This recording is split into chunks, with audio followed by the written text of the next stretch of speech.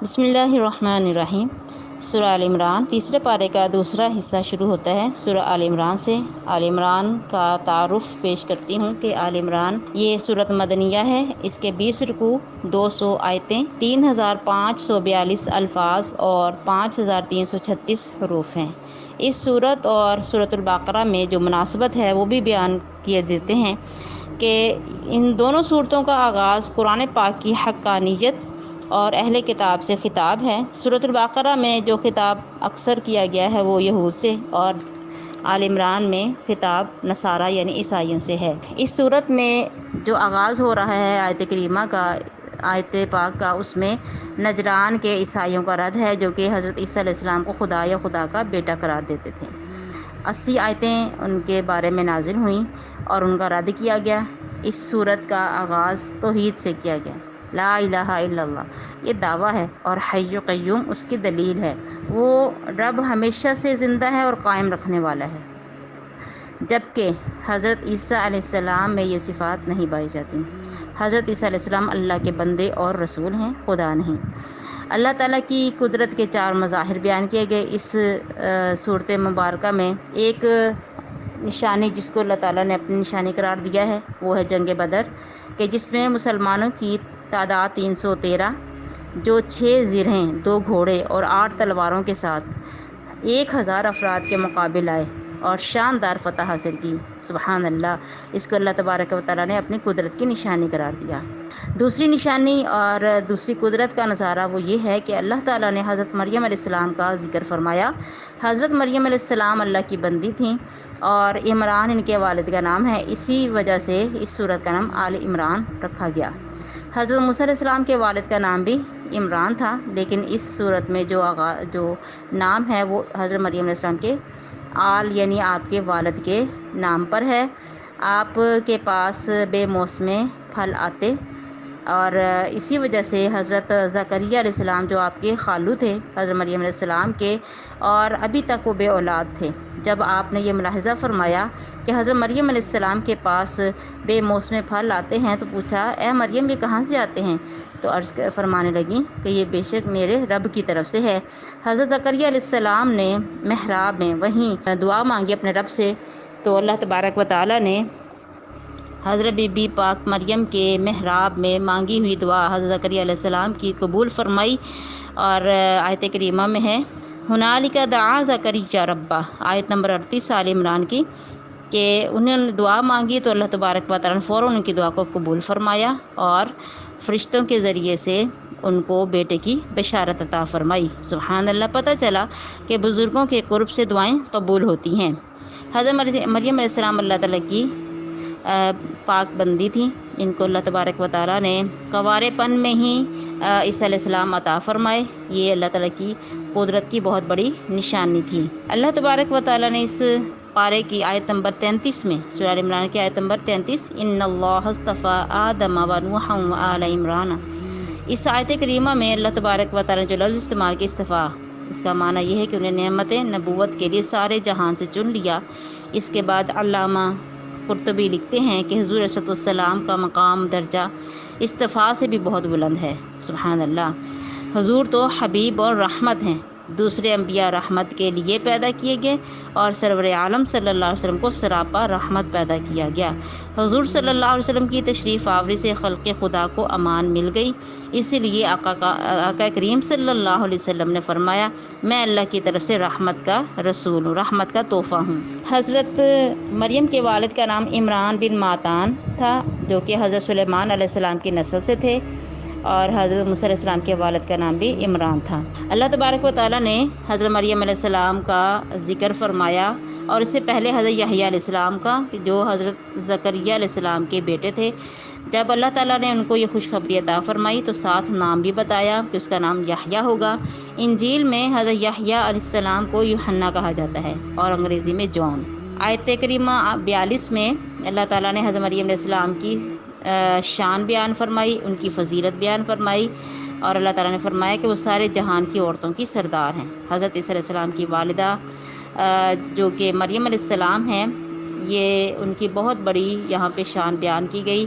فرشتے ان کے پاس تشریف لائے اور ان کو رب کا پیغام سنایا تو وہ حیرت انگیز انداز میں عرض کرنے لگی کہ میرے ہاں بچہ کیسے پیدا ہو سکتا ہے جبکہ مجھے کسی مرد نے ہاتھ نہیں لگایا۔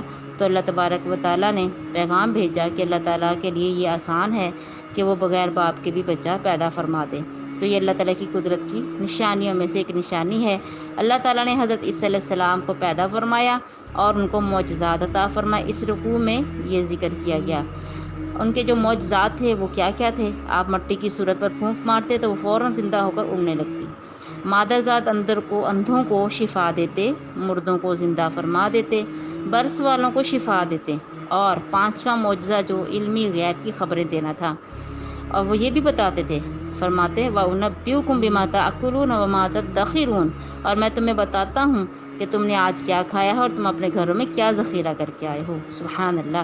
پتہ چلا کہ جو اللہ کے خاص بندے ہیں اللہ تعالیٰ ان کو علم غیب عطا فرماتا ہے، جس کو چاہتا ہے جتنا چاہتا ہے عطا فرماتا ہے۔ یہ تمام کام انسانی قدرت سے باہر تھے، یعنی مردوں کو زندہ کرنا، مادرزاد اندھوں کو شفا عطا فرما دینا، برس والوں کو شفا دینا، اور غیبی باتیں بتانا، تو یہ انسانی قدرت سے باہر تھے۔ اس لیے قوی اندیشہ تھا کہ شاید لوگ حضرت عیسیٰ علیہ السلام کو خدا ماننے لگیں۔ اس لیے ساتھ ہی فرماتے بِإِذْنِ اللہ، یعنی اللہ کے حکم سے، کہ جو کچھ بھی یہ مجھ سے ظہور ہو رہا ہے یہ اس کا فاعل حقیقی اللہ تعالیٰ ہے۔